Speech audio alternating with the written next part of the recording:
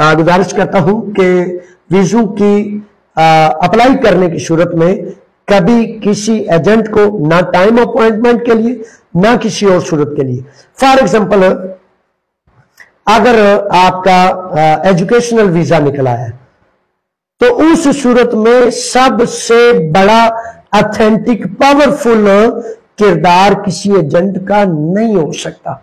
आपकी यूनिवर्सिटी जिसने आपको क्लियर किया है उससे राब्ता करेंगे तो वो वजारत दाखिला खारजा यूनान को, ग्रीक एम्बेसी को अर्जू करेगी और वो समझेगी भाई यूनिवर्सिटी ने मुझसे राब्ता किया है, यूनिवर्सिटी के किसी बड़े जिम्मेदार ने मुझसे राब्ता किया है।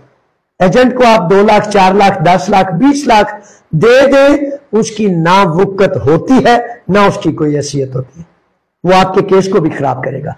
इसी तरह अगर आपने फैक्ट्री से या बिजनेस से या टूरिज्म से या किसी भी जगह से आपका वीजा गया है तो आपका वो मालिक ऑथेंटिक है, पावर है, वो आपकी मेल करेगा तो आपको टाइम अपॉइंटमेंट मिलेगा।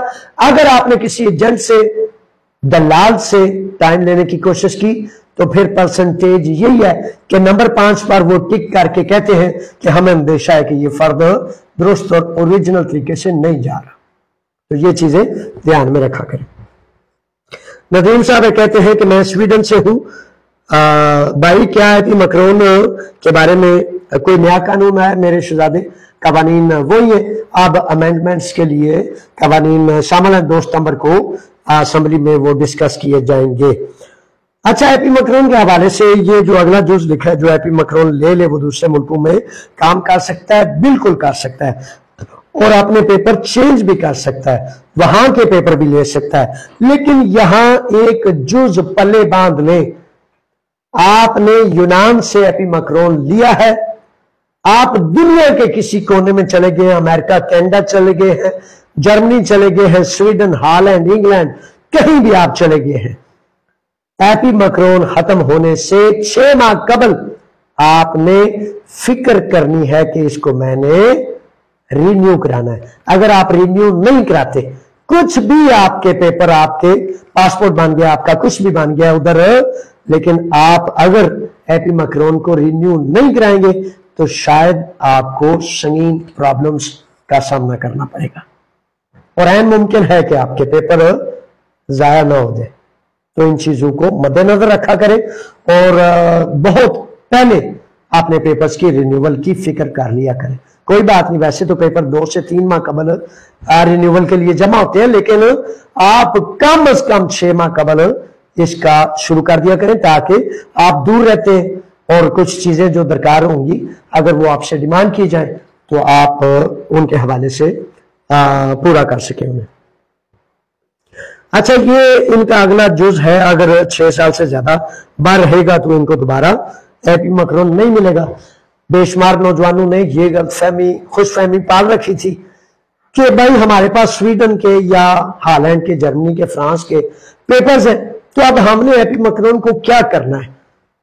तो 5 साल की मुद्दत का वो हैप्पी मैक्रोन होता है, तो आप 6 साल अगर रहेंगे तो इसका मतलब है 1 साल पूरे का पूरा अजाफी हो गया। तो जब वो अजाफी हो जाएगा तो टाइम लिमिट बहुत ज्यादा, 1 माह आपको वक्त गुजरने से बाद, वैलिडेशन डेट के 1 माह बाद तक ज्यादा से ज्यादा टाइम कानून देता है। उसके बाद मुश्किल है, प्रॉब्लम है, ऐन मुमकिन है आपके पेपर्स रिन्यू ना हो सके। मुगलजादा आ गया है जनाब, खुश आमदीद। मुगलजादा कहता है सर प्रिया में कार्ड कब दिए जाने का इम्कान है? ये अरशद बेग साहब है मुगलजादा के नाम से। बेग साहब आपको खुश आमदीद पाकिस्तान कमेंट के हवाले से भी माशाल्लाह इनकी खिदमत है। तो काफी लेट और काफी ताखीर का ही जो सिलसिला है वो जारी है। तो पिरिया और पालिनी ये 2 ऐसे पेरिफेरिया हैं जिनमें बेग साहब हमें कम से कम लाजिम चाहिए कि हम उनके सामने 1500-2000 अफराद इकट्ठे हो और पेरिफेरिया, पिरिया या पालिनी नहीं बल्कि वजारत इमिग्रेशन थी वो 196-198 के सामने, ताकि यूरोपीय यूनियन तक ये पैगाम पहुंचे कि ये मजदूर से क्या नस्ल परस्ती कर रहे हैं। तो इस तरह यह हाल होगा। हफीजुर रहमान साहब है, खुश आमदीद। आपको हफीज साहब कहते हैं कि मुझे यूनान का वीजा चाहिए। वर्क परमिट, मैं एक आला हुनरमंद इंसान हूं। मैं 13 साल सऊदी अरब में माहिर के तौर पर काम किया है। मैंने आपको भी राब्ता किया, लेकिन आपने मुझे वर्क वीजा लेकर नहीं दिया। अच्छा मेरे शहजादे, मैं वर्क वीजा लेके ना देने का काम करता हूं और ना ही मुझसे आप ये मुंसलिक करें। मैंने रहनुमाई करनी है, आपको रहनुमाई करता हूं, नसीहत करता हूं कि ऑनलाइन वर्क वीजा अप्लाई करें और अपने तवक्कल पर अल्लाह का तवक्कल रखें, अपने आप पर ट्रस्ट करें तो ऑनलाइन वीजे भी अप्लाई करने से मिल रहे हैं। जब आप अपना हुनर, अपनी सनत, अपनी असनाद करेंगे तो मुझे उम्मीद है इंशाल्लाह बफज़ल ताला आपको वीजा मिल जाएगा। क्योंकि यूनान में या यूरोप में अब ये एक ट्रेंड चला है कि जितने लोग आए वो बाकायदा वीजा लेकर आए ताकि उन पर नजर रखनी आसान हो सके। तो ये तरीका इख्तियार करें। मैं आपके लिए दुआ गो हूं जनाब। अच्छा, साजिद साहब कहते हैं कि यूनान का अपॉइंटमेंट ओपन हो गई है। अपॉइंटमेंट मेरे शहजादों ओपन है, लेकिन पता है पाकिस्तान आपका वतन है, मेरा वतन है, तो उसमें रिश्वत का बहुत ही बोलबाला है। तो उसकी वजह से रिश्वत एजेंटों का मामला छोड़ दें। अपॉइंटमेंट लेने के लिए अगर आप अपने वकील से, यहां से यूनान से, अपने मालिक से, अपनी कंपनी से, अपनी फर्म से जब करेंगे तो फिर उस तरीके से आपको अपॉइंटमेंट इंशाल्लाह बफज़ल ताला मिल सकती है, मिल जाएगी। तनवीर अहमद साहब है, खुश आमदीद। तनवीर लिखते हैं कि इस्लाम और दुआओं के बाद वेवेसी की पहली अदालत क्लियर हुई है, क्या मेरा फैसला महफूज कर लिया होगा और क्या मेरा अदालत से बरी हो जाऊंगा? अच्छा मेरे शहजादे तनवीर, आप और आप जैसे बेशुमार नौजवान शहजादों को ऐसा है कि वो जिन अफराद का 5 साल का बैन लग गया था या किसी भी किस्म का मामला हुआ, तो पिछले 2 से 3 सालों से मैं गुजारिश कर रहा हूं कि उनका वाहिद हल, वाहिद इलाज अदालत है। अगर पहली अदालत क्लियर हो गई है तो दूसरी और फिर 3 अदालतें होती है। तीसरी अदालत क्लियर होने पर अदालत पेरिफेरिया को ये आर्डर जारी करती है कि इसको पेपर मुहैया किए जाए। बड़ी दफा उसके बाद भी थोड़ा मसला रहता है, पेरिफेरिया मुख्तलिफ हुज्जतें या मुख्तलिफ बहाने बनाता है, लेकिन उसके बाद आपके वकील के पास ये जुज होता है कि वो आपके लिए कोशिश और कावश करे। आप भी तजवीज करता हूं, हदायत करता हूं कि आपने अपने वकला से जुड़े रहे, करीब रहे, ताकि अगर 7 साल वाला कानून बंद हो जाता है 2 सितंबर के बाद, तो फिर आपके पास जो पेपर्स जमा कराने का एक रास्ता होगा। अगर बैन भी आता है, रुकावट भी आती है, तो फिर भी इंशाल्लाह बफज़ल ताला आपका वकील कानून जो रास्ता देगा उसके मुताबिक आपको प्रोसेस कर सकेगा। बेशुमार नौजवानों ने वो लॉलीपॉप्स वगैरह लेने के चक्कर में कि कोई कानून आ जाएगा, कोई कानून आ जाएगा, और बिल आखिर बदतरीन कवानीन आ गए और जो कानून जारी थे, जो दरवाजे खुले थे, उनको भी बंद करने का जो है रास्ता इख्तियार किया जा रहा है। चे जाए कि मैं ये समझता हूं कि ये इस हुकूमत की आर्जी पॉलिसी है। 2 माह, 4 माह, 6 माह सख्ती रहती है, मैं इसको आर्जी सख्ती समझता हूं, लेकिन सख्ती है, बहुत ज्यादा सख्ती है, बहुत ज्यादा केयर की जरूरत है।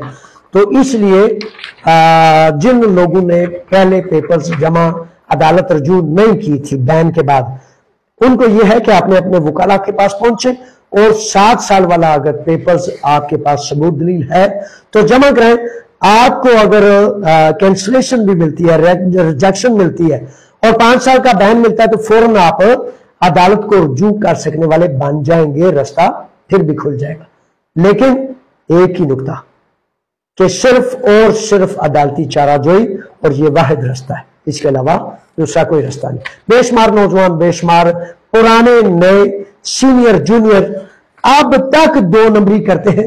आज सुबह सुबह भी एक बड़े पुराने 20 साल पुराने साथी का फोन आया, तो वो कहते हैं कि मैं 2 नंबर घर का कॉन्ट्रैक्ट लगा बैठा था, تو میرے پیپر ریجیکٹ کر دیے, عدالت بھی کینسل ہوگی, آپ کیا کروں؟ اب کیا کرنا ہے آپ نے؟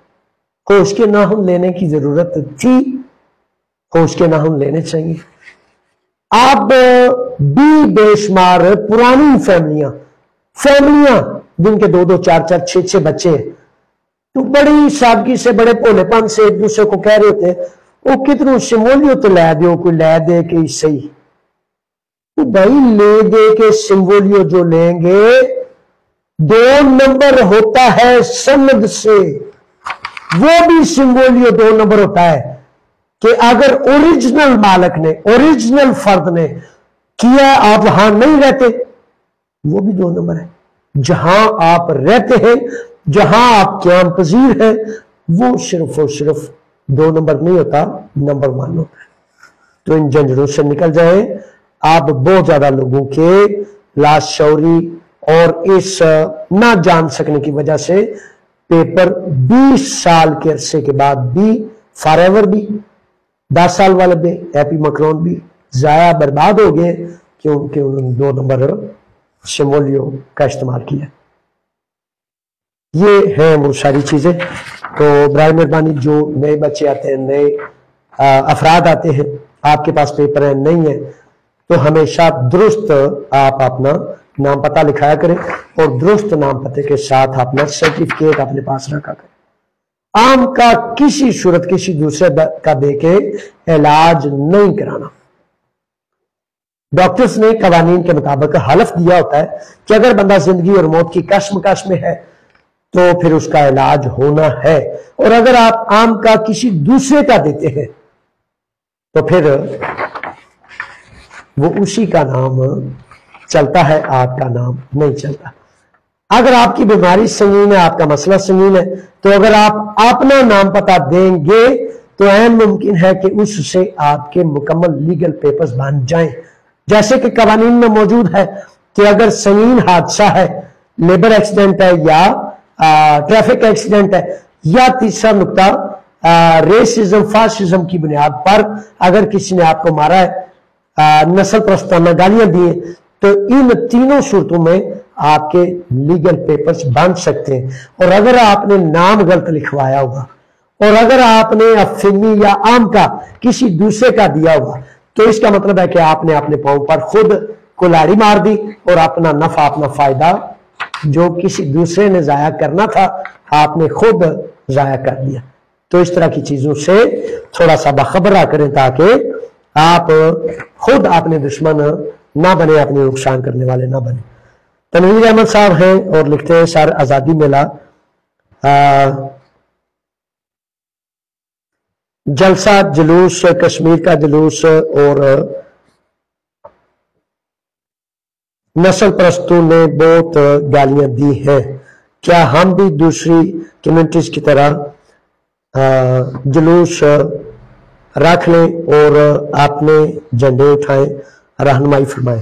اچھا میرے شہزادے, یہ بڑا اچھا آپ کا یہ سوال ہے, تو شکریہ جناب, آپ نے یہ بڑے احساس کا سوال ہے. اچھا ایسا ہوتا ہے نا کہ پہلے بھی میں نے بتایا تھا کہ جنگ ہے, کوئی اللہ کے لیے لڑتا ہے تو کوئی وہ کربلا کا راستہ اختیار کرتا ہے, کوئی یزیدی راستہ اختیار کرتا ہے. تو ایک تو پہلی بات ہے 2 ٹوک کہ سچ کو نہیں چھوڑنا کسی صورت بھی. آزمائش آتی ہے, تکلیفیں آتی ہیں, مصیبتیں آتی ہیں, قربانیاں آتی ہیں, سچ کا راستہ نہیں چھوڑنا. یہ جو مختلف فاسسٹوں نے, نسل پرستوں نے مختلف چیزیں کی ہیں, یہ آپ کو مبارک ہو کہ اتنے ڈراؤنے, اتنے معاملات کے دوران آپ قیام کیا, آپ نے وطن کا پرچم سربلند کیا.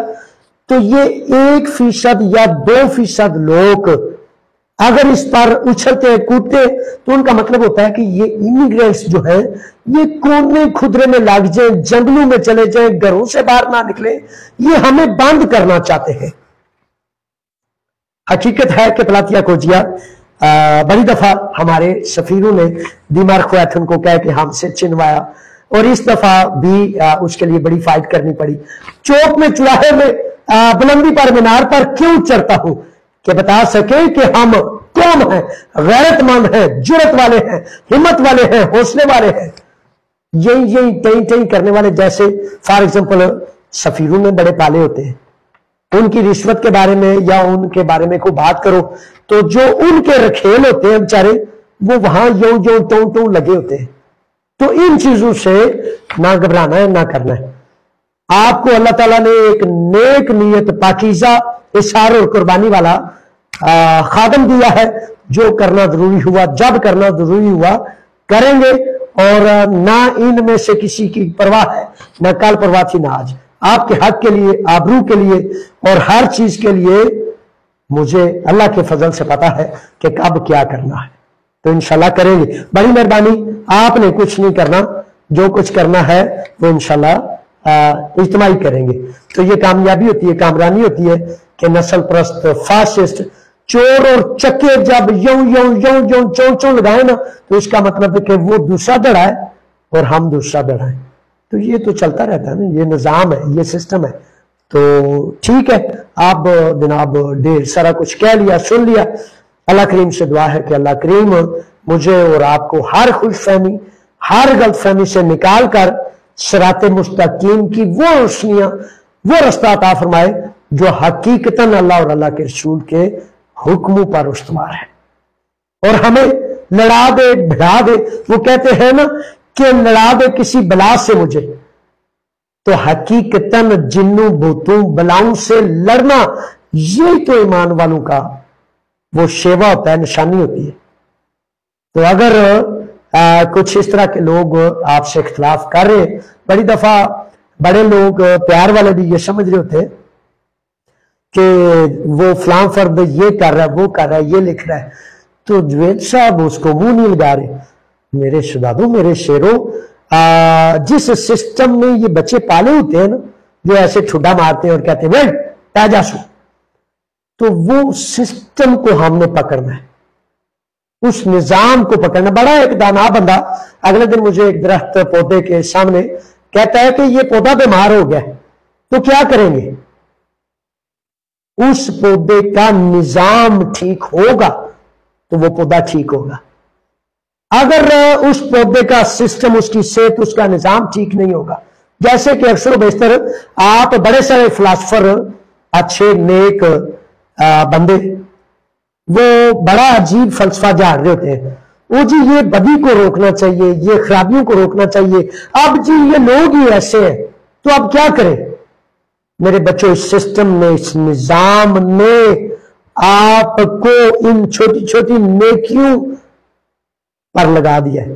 یہ چھوٹی چھوٹی نیکیاں آپ کے لیے نیکیاں ہیں، لیکن اصل میں اس سسٹم نے، جس نے اللہ کے سسٹم سے ٹکر لی ہوئی ہے، اس سسٹم نے آپ کو مشغول کیا ہوا ہے تاکہ آپ نیک لوگ تھوڑا بزی ہو جائے اور وہ اپنے پنجے گاڑ کے رکھیں. تو حل و علاج کیا ہے؟ یہ گند کیسے صاف ہوگا؟ حقیقتاً نیکی کیسے آئے گی؟ حقیقتاً عدل کیسے قائم ہوگا؟ جب اللہ کا حکم، قرآن کا نظام قائم ہوگا. اگر وہ قائم نہیں تو پھر خوش فہمی، پھر غلط فہمی، پھر آپ کو بزی کر دیا گیا ہے. اگر نظام قرآن کا نہیں تو ہر نیک وقت یہ سمجھ لے، یہ جان لے کہ کسی نے آپ کو مصروف کر دیا ہے، آپ کو خوش فہمی، غلط فہمی میں ڈال کے تو آپ کو خوش کر دیا کہ آپ تو نیکی کا کام کر رہے ہیں. نیکی قرآن میں سورہ بقرہ کی آیات میں ہے نا کہ بڑی ساری نیکیوں کے رستے بتائے گئے ہیں کہ مشرق اور مغرب کی طرف منہ کرنا صرف نیکی نہیں ہے. یتیم کو، غریب کو، مظلوم کو، ان کی مدد کو پہنچنا، اس طرح کی بڑی ساری نیکیاں گنوائی ہیں.